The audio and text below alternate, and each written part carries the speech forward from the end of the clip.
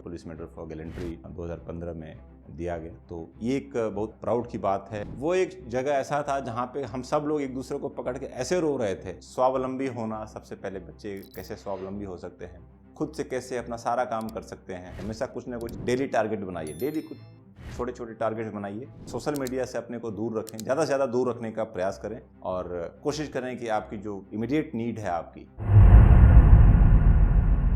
मेरा नाम मनोज कुमार यादव है। मैं सीआरपीएफ में डिप्टी कमांडेंट रैंक पे अभी वर्तमान में कार्यरत हूँ।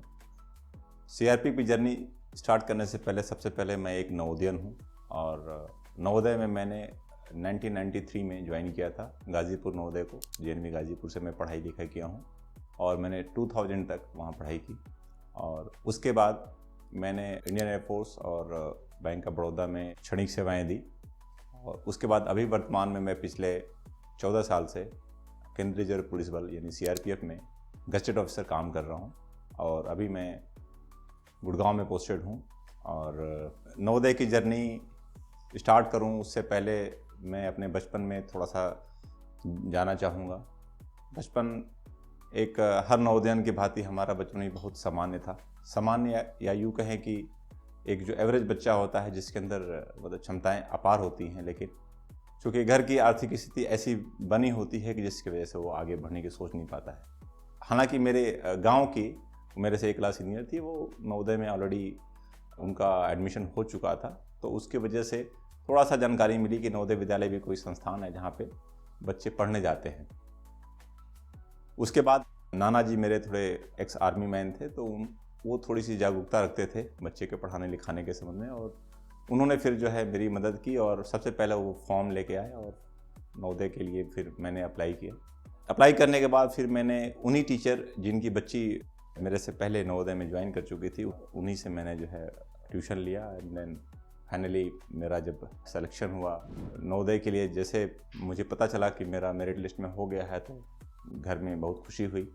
एट लास्ट हम लोग नवोदय में हम लोगों को बुलाया गया, कॉल लेटर के साथ हम लोग गए। फिर उसके बाद में वहाँ की जर्नी जो है, एक छोटा बच्चा जो 10-11 साल का है नवोदय में जाता है, आपके टीचर हैं वही आपके माँ बाप कहिए, दोस्त कहिए, और दोस्त तो धीरे धीरे बच्चे बन जाते हैं, लेकिन कह सकता हूँ कि जो नवोदय की दोस्ती है आज भी वैसे ही अक्षुण्ण है और जो बॉन्डिंग और जिस गंभीरता और ये लगाव के साथ, आत्मीयता के साथ हम लोग जुड़े थे, आज भी हम लोग उसी प्रकार से जुड़े हुए हैं। और जब भी कभी दुख का क्षण होता है, कभी जीवन में अवसाद के क्षण आते हैं, तो हम उन्हीं दोस्तों से बात करना पसंद करते हैं जो हमारे साथ विद्यालय में थे, क्योंकि वो आपको बहुत सहज बना देते हैं, जिससे आपको अंदर से काफ़ी चीज़ों को फेस करने में मतलब काफ़ी मदद मिलती है और हिम्मत आती है। नवोदय की जर्नी स्टार्ट हुई, उसमें बहुत सारे अध्यापक आए हम लोगों के लाइफ में। उसमें एक निर्मला कश्यप मैडम थी, वो लाइब्रेरियन थी। उन्होंने बच्चों को केवल एकेडमिक एजुकेशन के साथ साथ में आगे क्या क्या चीज़ें लाइफ में आएंगी उसके बारे में वो हम लोगों को रेगुलर स्तर पे हमें गाइड करती रहती थी और हमको बताती रहती थी। उनका सानिध्य हम लोगों को छोटे यंगस्टर एज से मिला और उन्होंने हमको ग्रूम किया कि आगे का जीवन कैसा रहेगा हमारा। उसके लिए उन्होंने हमको तैयार किया कि एकेडमिक नॉलेज के साथ साथ में जो और दूसरे क्या क्या कॉम्पिटिशन्स हो सकते हैं। उन्होंने न्यूज़पेपर पढ़ने के इम्पोर्टेंस के बारे में हमको बताया। उसके साथ साथ में जो एकेडमिक बुक्स के अलावा जो किताबें आती थी लाइब्रेरी में, वो बच्चों को प्रमोट करते थे कि बेटा इनको पढ़ो, इससे थोड़ा सा और ज्ञान बढ़ेगा। साथ साथ में वो एक बहुत अच्छी मोटिवेशनल स्पीकर थी और बहुत ही मिलनसार थी और अप्रोचेबल थी। कोई जाके उनसे मिल सकता था और सबकी बातें सुनती थी। नवोदय ने हमको इस लायक बना दिया कि एक लाइन या कुछ क्षण में उसको बयान करना बहुत मुश्किल है। हाँ, लेकिन इतना ज़रूर है कि अगर हमें किसी भी फील्ड में कहीं उतार दिया जाए, और मुझे इतना विश्वास है कि मैं वहाँ से उस ग्रुप में जिसमें मुझे छोड़ा गया है उसमें मैं ज़रूर क्रीम लेवल में ज़रूर अपने को स्थापित करने में सक्षम रहूँगा। वो केवल इसलिए क्योंकि हमारा स्कूल ने जो हमको ग्रूमिंग दिया, जो हमको सहारा दिया और जो इमोशनल स्ट्रेंथ जो एक बच्चे में होनी चाहिए वो हमको मतलब स्टार्टिंग से ही मिला। विद्यालय का जो माहौल होता है उसमें टीचर और बच्चे आपस में बॉन्डिंग, एक साथ रहना, एक साथ खाना, एक साथ कोई भी एक्टिविटी है, सब एक साथ होनी है आपकी। तो ऐसा लगता है वो हमारा अगले 7 साल के लिए हमारा पूरा परिवार बन जाता है। और जब हम विद्यालय छोड़ रहे थे तो विद्यालय छोड़ते समय जब हमें बस स्टैंड तक हमको जाना था एक जगह, वहाँ से फिर सबको अपने अपने घर के लिए प्रस्थान करना था, वो एक जगह ऐसा था जहाँ पे हम सब लोग एक दूसरे को पकड़ के ऐसे रो रहे थे जैसे लगता था कि पता नहीं कौन से दोस्त हैं, कैसे बिछड़ रहे हैं। और बहुत ही मतलब उस दिन वो मेरे जीवन का सबसे दुख वाला क्षण था, विद्यालय को छोड़ना। और नवोदय से निकलने के बाद में सब लोग जो है अपने प्रोफेशनल लाइफ की तरफ सोचना शुरू कर देते हैं। सब बच्चे उसी भाग दौड़ और उधेड़ बुन में लाइफ में उलझन आ जाती है कि अब क्या, अब कहाँ जाएं। तो इसी बीच में मेरे जीवन में जो है ऐसा रहा कि किसी ने बताया कि भाई आप जो है एयरफोर्स का एग्ज़ाम दे सकते हैं। तो मुझे, मेरे घर की स्थिति ऐसी थी कि मैं जो है हायर एजुकेशन और जो ये मेरे घर के हालात के हिसाब से सस्टेन नहीं हो पाता। फिर मैंने जो है air force as a airman join कर लिया। आमतौर पे जो बच्चे हमारे नवोदय के निकलते हैं, मैं इतने कॉन्फिडेंस के साथ में और प्राउडली बोल सकता हूँ कि उनके अंदर इतनी क्षमता होती है या उनके अंदर इतना डेप्थ होता है, इतना आत्मविश्वास होता है कि अगर आपने लोअर रैंक में भी किसी उसको पद को ज्वाइन किया है तो आप अपने को वहाँ तक सीमित नहीं रखें। आपके पास इतनी क्षमता है, या आप थोड़ा सा अगर रुक के नौकरी के पीछे न जाएं, अगर आपके घर के आर्थिक हालात आपको इजाज़त देते हैं तो आप जो है थोड़ा बेटर प्रिपेयर करें। और मेरे लाइफ में मैंने देखा कि नवोदय से छोड़ने के बाद एयरफोर्स ज्वाइन किया, तो वहाँ भी मैं जब ज्वाइन किया तो मैंने पाया कि मैं जो वहाँ के लोग हैं जो आए हुए हैं उन सब में मैं बेस्ट हूँ। तो कहीं ना कहीं में मुझे ये लगा कि वो मेरी नवोदय की जो 7 साल की तपस्या थी या 7 साल का जो एक ग्रूमिंग था, वो ग्रूमिंग जो है अब जाके निखार लेना स्टार्ट कर दिया है। फिर मुझे लगा कि जब विद्यालय ने ऐसा दिया है तो आपको थोड़ा सा और मेहनत करनी चाहिए और आपके अंदर क्षमता है। उस क्षमता को देखते हुए मैंने फिर जो है फौज में काम करते करते आप जो रेगुलर क्लासेज नहीं अटेंड कर सकते, तो मैंने इग्नू से ग्रेजुएशन के लिए अप्लाई किया और फिर मैंने ग्रेजुएशन ज्वाइन कर लिया। ग्रेजुएशन मैंने किया और उसके बाद में फिर मैं सेल्फ स्टडी के थ्रू जो है अपनी तैयारी करते रहा। लेकिन अगेन मैं फिर बताता हूँ, मेरा वही नवोदय का जो पढ़ने लिखने की शैली, जो टीचर्स ने जो हमको मार्गदर्शन दिया था, हमेशा वही हमारे साथ खड़ा रहा। और हमको लाइफ टाइम अभी भी मैं अपने बच्चों को जब भी बताते हैं तो वो हमारे नवोदय की ग्रूमिंग ही हमारे मुंह से निकलती है, अनायास निकल जाती कि हम ऐसे करते थे, ऐसे करते थे, आप भी ऐसे करो। तो कहीं ना कहीं वो हमारे मस्तिष्क, हृदय या पूरे शरीर में इस प्रकार से अपना घर बना लिए हैं कि अब वो निकाल पाना इस जीवन में तो संभव नहीं है। केमिस्ट्री के अध्यापक थे रूपनारायण चौहान, उन्होंने विद्यालय तो छोड़ दिया अभी, लेकिन उनके जो पढ़ाने की शैली, ज्ञान देने का शैली, वो मेरे जीवन में अभी भी बना हुआ है। और इतना मैं कह सकता हूँ कि उनके द्वारा जो टीचिंग पढ़ाई हुई थी केमिस्ट्री में, जो उन्होंने जो ज्ञान दिया था, शायद अभी भी वो ज्ञान अभी तक मेरे उसमें जो है कहीं ना कहीं छुपा हुआ है। और केमिस्ट्री विषय में कभी भी मुझे कोई दिक्कत नहीं हुई लाइफ में, जब से उन्होंने पढ़ाना शुरू किया उसके बाद से। और जो भी कंपटीशन एग्ज़ाम्स देते गए हम लोग उसमें कभी भी कोई दिक्कत नहीं हुआ। साथ ही विद्यालय के जितने स्टाफ हैं, चाहे वो आपको खाना खिलाते हैं या आपके जो मतलब निम्न स्तरीय कार्य करते हैं, उन सब का योगदान आपका कहीं ना कहीं आपके जीवन में ज़रूर है। जो सामने दिखते हैं, जो टीचर हैं, उनके अलावा उनका भी योगदान आपके जीवन में बहुत है। तो मैं ऐसा मानता हूँ कि खाना बनाने वाले थे, कि जो साफ़ सफाई करने वाले भैया थे, और जो एक दादी थी जो बीच में हम लोगों को कभी अपने बेटे के जैसा मानती थी, उस प्रकार के जो लोग हैं, व्यक्तित्व जो नवोदय में काम किए हैं, उनका भी सीआरपीएफ में नौकरी करने के दौरान आप सब लोगों को पता है कि लाइफ बहुत चैलेंजेस होती हैं। हम लोगों को लाइफ थ्रेटनिंग कंडीशंस में काम करना पड़ता है।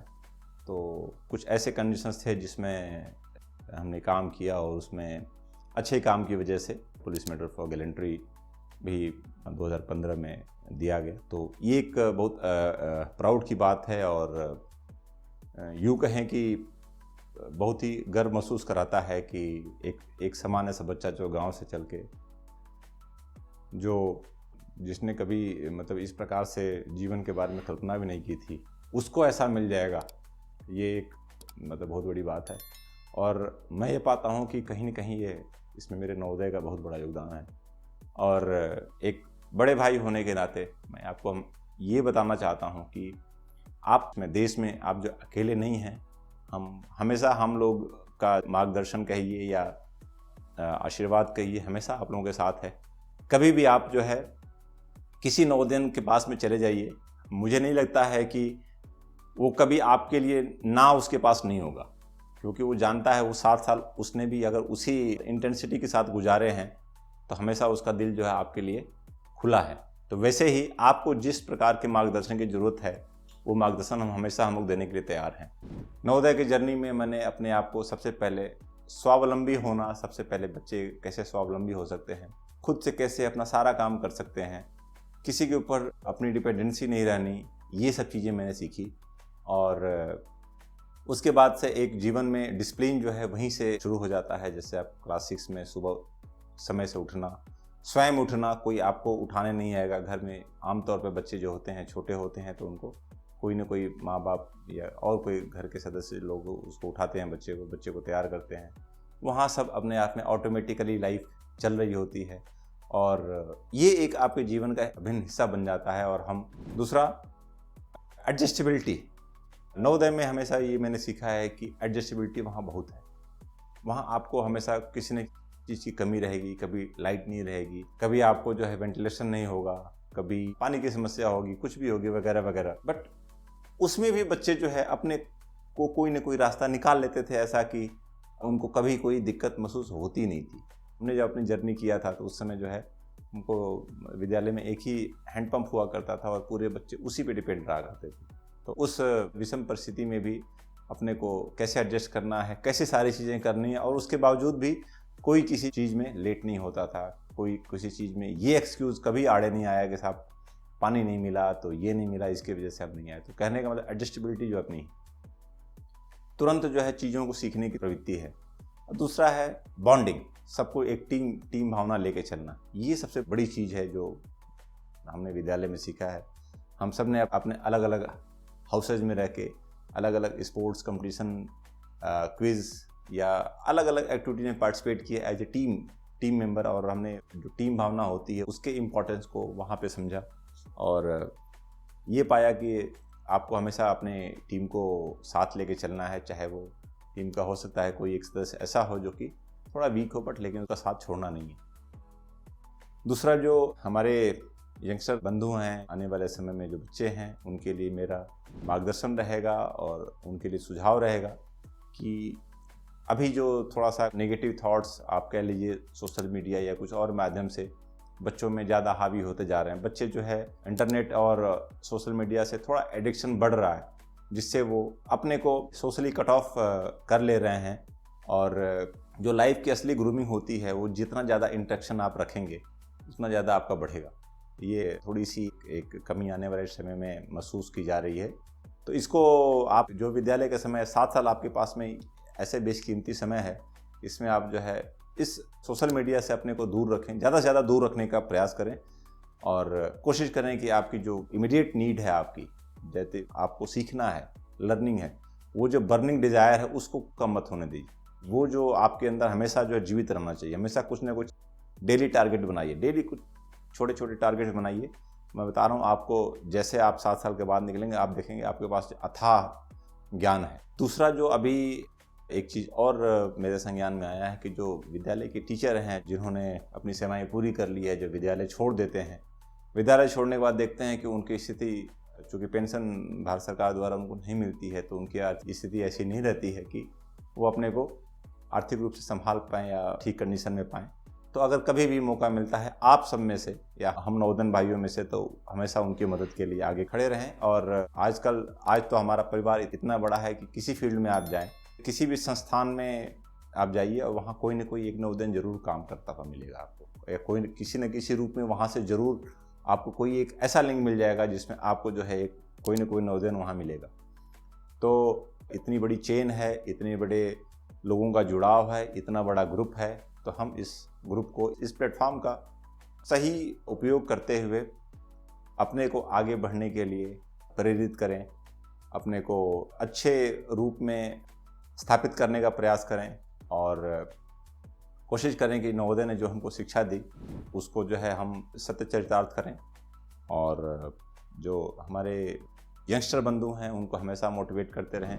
जब भी मौका मिले जेएनवी के एलुमनाई मीट्स को अटेंड करें, वहाँ जाके उनसे इंटरेक्ट करें और कुछ भी कमी आपको लगती है कि उनको बच्चों को क्या करना चाहिए उनको गाइड करें, उनको मोटिवेट करते रहें। उनको थोड़ा आपका बार बार जाना और उनको गाइड करना जो है उन बच्चों को बहुत पसंद आता है। एक दो बार तो मैं स्वयं कोशिश करता हूँ कि हर एलुमनाई मीट पे जाऊँ जो विद्यालय में होता है, और उससे बच्चों को काफ़ी मोटिवेशन मिलती है और उनको आपसे बात करके बहुत अच्छा लगता है। और आपकी जर्नी उनके लिए एक जो है सपने जैसी लगती है। तो उनके सपने ऐसे हो सकते हैं, आप जब सामने जाएंगे अपने सपनों के बारे में बताएंगे तो उनको भी लगता है कि ये सपने उनके भी पूरे हो सकते हैं, या वो ऐसे सपने लिए हुए बच्चे को अपने अंदर पाते हैं कि जो कभी आपके जैसा बन सकता है। इसलिए प्लीज़ आप जब भी मौका मिलता है विद्यालय में जाएं और हमेशा उन भाई बहनों को अच्छे काम करने के लिए मोटिवेट करते रहें, प्रेरित करते रहें। और यही एक मेरा मैसेज है सभी जो भी नवोदयन हैं सबके लिए। जय नवोदय, जय हिंद, जय भारत।